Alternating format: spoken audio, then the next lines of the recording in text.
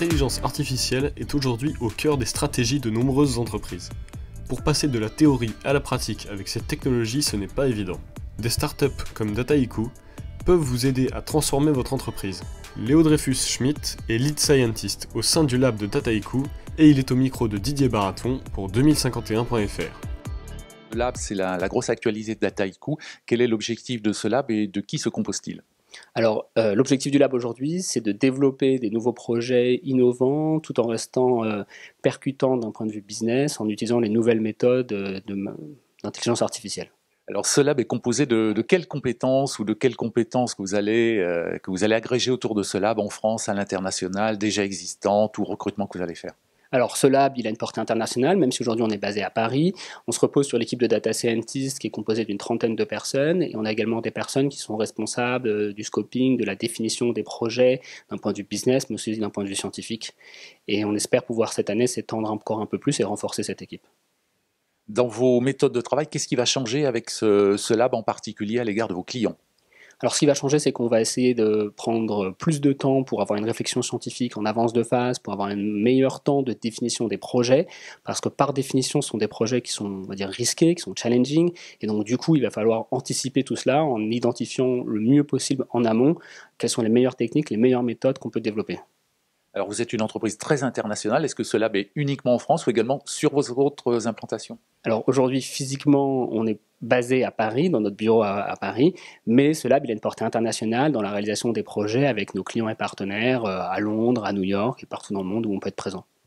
Est-ce que vous pouvez nous prendre un exemple d'une entreprise qui passerait par votre lab et qu'est-ce que ça va changer pour elle ?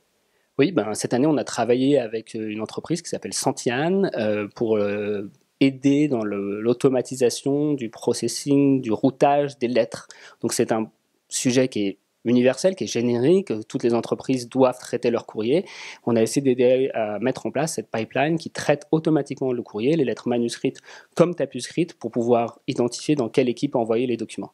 Et donc on a fait ça aussi avec des méthodes de computer vision et de deep learning, entre autres. Alors, beaucoup d'entreprises nous annoncent qu'elles lancent leur lab, leur data lab. Qu'est-ce qui différencie le lab de Dataiku par rapport au lab ou au data lab de toutes les entreprises qui communiquent beaucoup en ce moment ? Alors, c'est vrai que c'est pas très original en 2018 d'avoir encore un lab et que beaucoup de gens ont un lab. Alors, on n'a pas de blouse blanche, on n'a pas non plus un focus entièrement sur la partie recherche. On n'est pas là pour faire un lab de recherche. Mais ce qui nous différencie, c'est notre volonté d'être ancré le plus profondément dans l'entreprise. Donc, c'est pour ça que le sous-titre de ce lab, c'est Enterprise AI Lab, et on veut réaliser des projets qui, avant tout, sont ancrés dans le business et qui vont nécessiter de techniques d'intelligence artificielle. Donc c'est dans ce sens-là qu'on voit les choses. Dataiku a de nombreux partenaires très différents, par exemple Inria, par exemple HPE. Est-ce que vous pouvez nous parler de ces partenariats, de leur rapport à vos travaux et en particulier au lab ? Alors en effet, on essaie d'avoir une collaboration très forte avec certains instituts de recherche, on essaie de comprendre avec eux comment est-ce qu'on peut avoir une meilleure synergie, comment est-ce qu'on peut utiliser les techniques qu'ils développent pour aller plus rapidement dans la réalisation de nos projets. Et pour nos partenaires, aujourd'hui, ce sont déjà tous les partenaires qu'on a déjà avec Dataiku, mais qui peuvent également bénéficier de l'offre du lab, mais qui peuvent être également des gens qui ne sont pas aujourd'hui nos clients, qui ne sont pas aujourd'hui nos partenaires, mais qui ont une problématique encore une fois, métier business très forte et qui ont un blocage technique. Et on va être intéressé à voir comment, avec ces techniques un petit peu nouvelles, on pourrait apporter une solution. Alors le lab a été lancé, il a ses premiers clients. Quelles sont les prochaines étapes de ce lab ? Alors les prochaines étapes de ce lab, aujourd'hui, ça va être de renforcer sa structure, de continuer sur le recrutement. On va avoir besoin de personnes qui vont être, ce qu'on dit vulgairement, des sourceurs, des personnes qui vont nous aider à trouver ces projets, à faire leur cadrage. On aura également besoin de personnes qui vont avoir une connaissance scientifique assez approfondie pour pouvoir comprendre rapidement de quel domaine il s'agit, de quel framework on pourrait utiliser, et enfin d'avoir des data scientists et des personnes qui sont des experts du machine learning et du reinforcement learning qui pourront nous aider à développer ces nouveaux projets.